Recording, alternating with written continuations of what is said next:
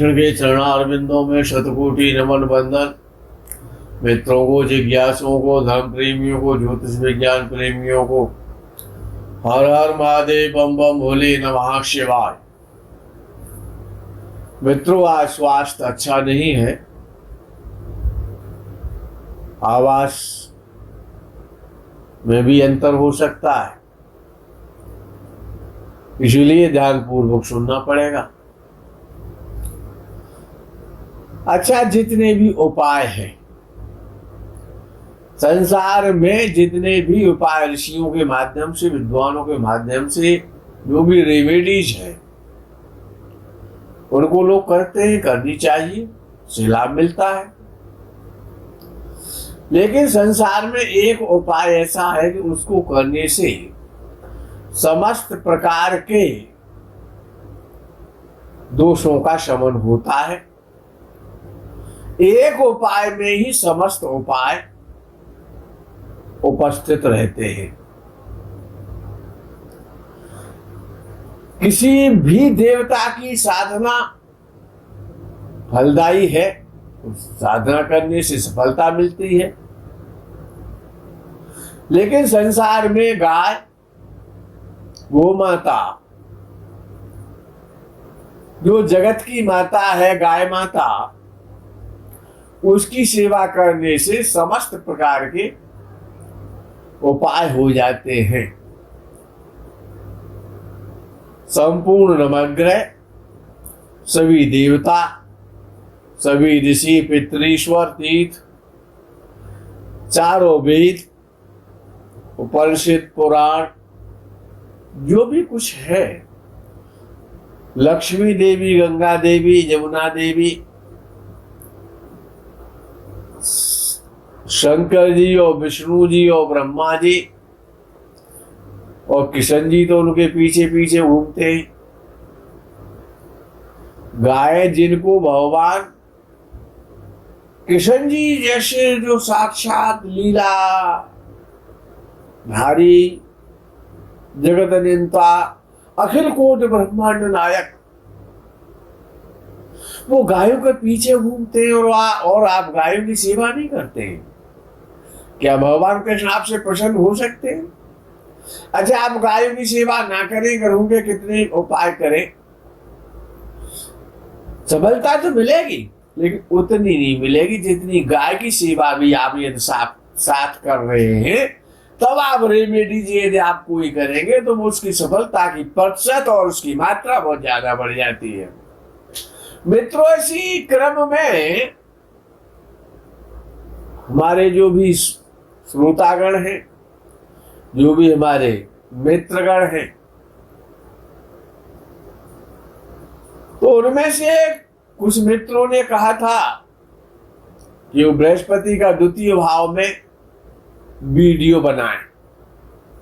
हो सकता है उनका बृहस्पति द्वितीय भाव में हो, इसीलिए उन्होंने स्पेशल रूप से कमेंट के माध्यम से लिख करके भेजा था।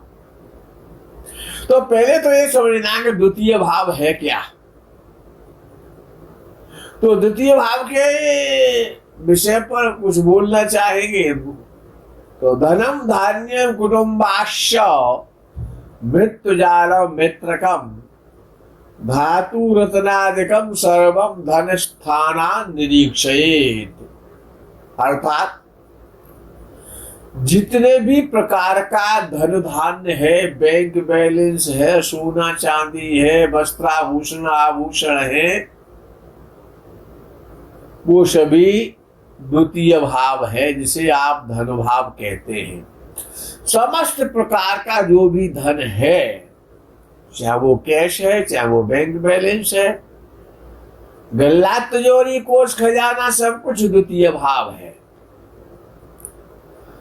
आपका जो कुटुंब है, कुटुंब क्या होता है, उसमें बाबा भी आते हैं, दादा भी आते हैं, चाचा भी आते हैं।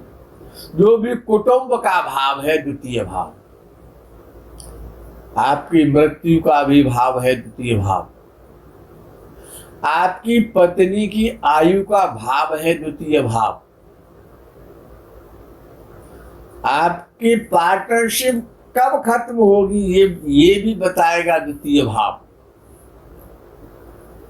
जितने प्रकार का सोना चांदी हीरा जवाहर जितने भी प्रकार का धन है वो है द्वितीय भाव। रत्नों का पारखी होना जौहरी बनना ये है द्वितीय भाव।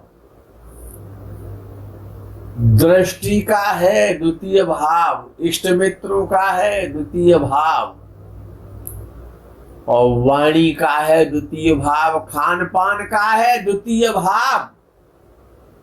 ये द्वितीय भाव से अनेकानेक प्रकार से विचार किया जाता है।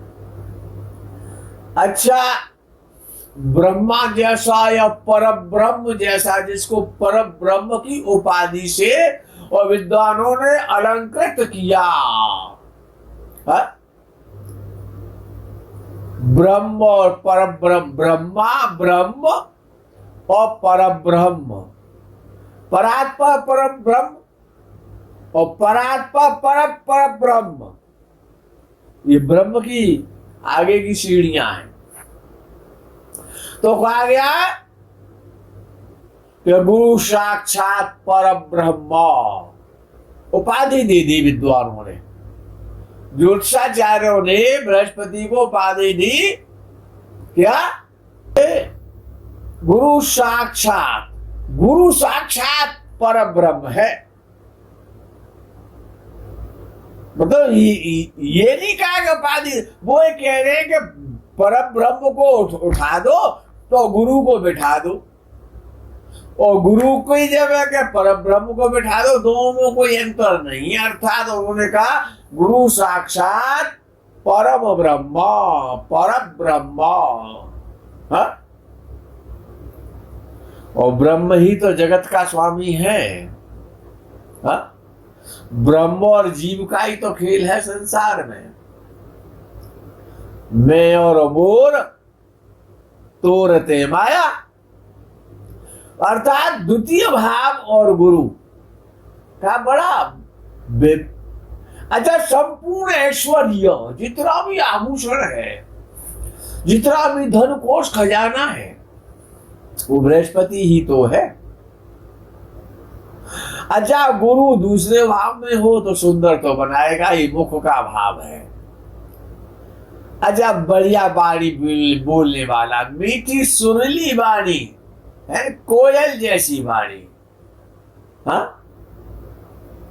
ऊंची लेकिन बोलेगा तेज, लेकिन आवाज में सुरीलापन होगा, गंभीर वाणी होगी, मधुर आवाज होगी, लोकप्रिय होगा, ऐसा व्यक्ति दीर्घायु होगा।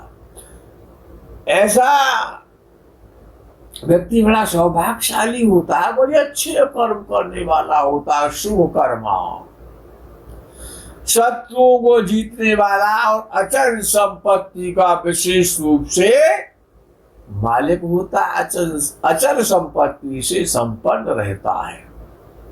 अच्छा, वराह महर ने तो ये कहा है कि जो श्रेष्ठ विद्याएं हैं उनका स्वामी है बृहस्पति। अच्छा, दूसरे भाव में बृहस्पति कैसे फल देता है?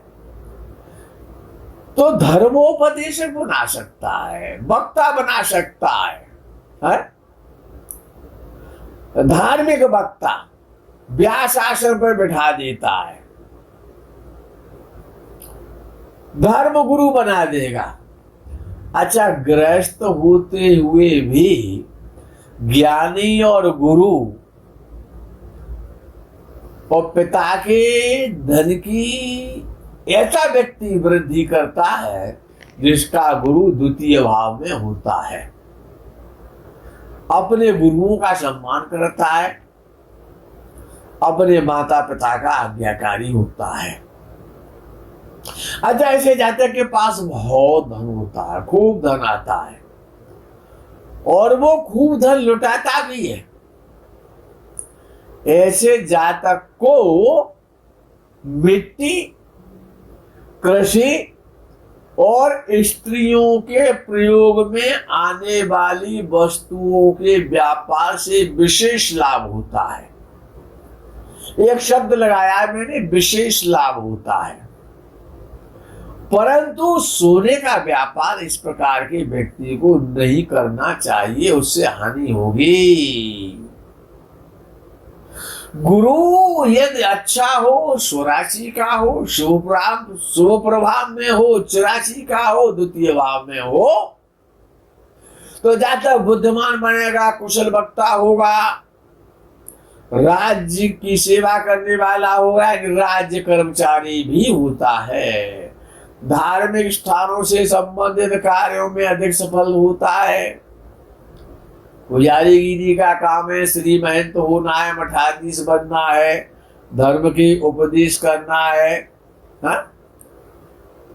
शिक्षक है, पुजारी है, धार्मिक यानी प्रधानाध्यापक है, धर्मोपदेशक है, मठाधीश है, ज्योतिषी है। स्वराशि या उच्च राशि का गुरु जातक को, और द्वितीय भाव में यदि गुरु बैठा है स्वराशि का या उच्च राशि का, तो कोर्ट कचहरी से, न्यायालय से, और यहाँ तक के जज भी बना देता है ऐसा गुरु। अच्छा, गुरु द्वितीय भाव में हो और अग्नि तत्व राशियों में हो, यानी मेष राशि में हो, सिंह राशि में हो, या धनु राशि में हो, द्वितीय भाव में हो, तो ऐसा व्यक्ति जो उसके परिवार में जो बड़े लोग होते हैं, एजेड लोग होते हैं, उनसे ऐसे व्यक्ति की शत्रुता हो जाती है, उनसे बैर रखता है, उनसे अनबन रहती है, उनसे विचार विमर्श नहीं लेता है, उनसे मतभेद रहते हैं अपने से बड़े लोगों से परिवार में। अच्छा, मंगल के साथ बृहस्पति हो, द्वितीय भाव में हो और अशुभ योग बना रहा हो, मिथुन, तुला या कुंभ राशि में हो, बृहस्पति हो, द्वितीय भाव में हो, तो मुख संबंधी रोग देता है। अगर स्त्री राशि में हो, द्वितीय भाव में हो, तो संतान की कमी कर देता है। स्त्री राशियों में द्वितीय भाव में बृहस्पति, अब स्त्री राशि तो आप जानते हैं, जो सम राशियां हैं वो स्त्री राशियां हैं। अच्छा, द्वितीय भाव में सिंह राशि का गुरु हो, तो प्राय संतान तो मिलती है, लेकिन काफी विलंब से मिलती है, कष्ट से मिलती है, कठिनाइयों से मिलती है। अच्छा, संतान होने के बाद भी बड़ी प्रॉब्लम आती है। गुरु अशुभ हो वो द्वितीय भाव में हो। अशुभ की परिभाषा मुझे करने की वो आवश्यकता नहीं रही कि वो आप सुनते सुनते, वीडियो सुनते सुनते आप इतने अच्छे विद्वान हो गए कि आपको कुछ बताने की अब तो राणा के घोड़े हो गए आप। हा? कि राणा की पुतली फिरी नहीं तब तक चेतक मुड़ जाता था, क्योंकि आप बड़े नियमित श्रोता हैं। नियमित वक्ता तो नहीं है, लेकिन आप नियमित श्रोता तो हैं, ये तो हमको पता है। अच्छा, गुरु द्वितीय भाव में हो और अशुभ प्रभाव में हो तो मान हानि कराएगा, परेशानियां पैदा होती हैं, धन की हानि होती है। अच्छा, विशेष रूप से सरकारी व्यक्तियों से ऐसे व्यक्ति को कष्ट मिलता है, सरकार से परेशानियां आती हैं जब द्वितीय भाव में गुरु अशुभ प्रभाव में बैठा होता है। अच्छा, नीचे का है तो अशुभ प्रभाव में तो हो जाएगा ना। वृषभ, तुला या मकर, कुंभ राशि का तो भी अशुभ प्रभाव में हो जाएगा। द्वितीय भाव में बृहस्पति हो और उस पर पापक ग्रहों का प्रभाव हो, पापक ग्रहों की दृष्टि हो, तो शिक्षा में बाधा आ जाती है। अध्ययन के क्षेत्र में, स्टडी के क्षेत्र में, एजुकेशन के क्षेत्र में बाधाएं आती हैं और प्राय ऐसा भी देखा जाता है कि शिक्षा पूर्ण नहीं हो पाती है। अच्छा, जातक जो बृहस्पति अशुभ है और द्वितीय भाव में है तो उसकी वाणी भी बेखरी हो जाती है, आचारहीन हो जाता है और कभी कभी तो ऐसा भी देखने में आता है पुत्रहीन भी हो जाता है। और जब बृहस्पति जब ज्यादा पीड़ होता है, विशेष रूप से जब वृष या तुला राशि में होता है, या राहु का उस पर प्रभाव होता है, या राहु के साथ होता है, द्वितीय भाव में होता है, तो ऐसा भी देखने में आता है। 100% तो ये भी गणित नहीं है, लेकिन ऐसा प्राय हमने देखा, हमारा अनुभव है अपने जीवन का, कि ऐसा व्यक्ति परस्त्रीगामी होता है और मदिरा का भी सेवन करता है। मदिरा मान से भी हो जाता है और परस्त्रीगामी भी हो जाता है। गुरु शुक्र की राशियों में, यानी वृष और तुला राशि में, प्राय ये हमारा अनुभव है, राहु के साथ हो गुरु, या वृष या तुला राशि में हो, तो व्यक्ति प्राय पर स्त्रीगामी हो जाता है। अगर स्त्री की कुंडली में ऐसा कोई योग है तो ऐसा भी 100% तो संसार में कुछ भी नहीं है, ये और ध्यान रखना। 100% संसार में ज्ञान नहीं है। 100% ज्ञान तो ईश्वर को ही हो सकता है ना, मनुष्य को कैसे हो सकता है। संपूर्ण ज्ञान संसार में किसी के पास नहीं हो सकता। तो ऐसा बृहस्पति जब वृष या तुला राशि में होता है, राहु के साथ होता है, तुला या वृष राशि में हो, द्वितीय भाव में हो, तो पर स्त्रीगामी तो बना देगा, स्त्री को पर पुरुषगामी बना देगा। अच्छा, विशेष रूप से ऐसा तब होता है, केवल बृहस्पति पर इसको लगा ले जब चंद्र पीड़ित होता है, दो पापक ग्रहों के बीच में चंद्र हो, या चंद्र नीच राशि का हो। जब तक चंद्र पीड़ित नहीं होगा तब तक बृहस्पति प्रयास तो ऐसा व्यक्ति करेगा, उसकी आंखों में काम वासना आ जाती है। सुंदर तो होता है वो ऐसा व्यक्ति जिसका बृहस्पति द्वितीय भाव में होता है, ये तो अपने में नो डाउट है कि द्वितीय भाव में जब बृहस्पति होता है तो नेत्र बहुत सुंदर देता है, लेकिन आवाज तीखी कर देता है, लेकिन मधुरता रहती है। मित्रों, आज के प्रकरण में यही विराम कर दें, स्वास्थ्य भी ज्यादा अच्छा नहीं है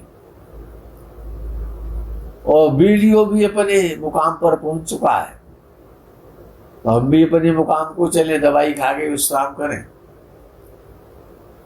यही विराम करते हैं। हर हर महादेव, बम बम भोले, नमः शिवाय, जय गो माता दी।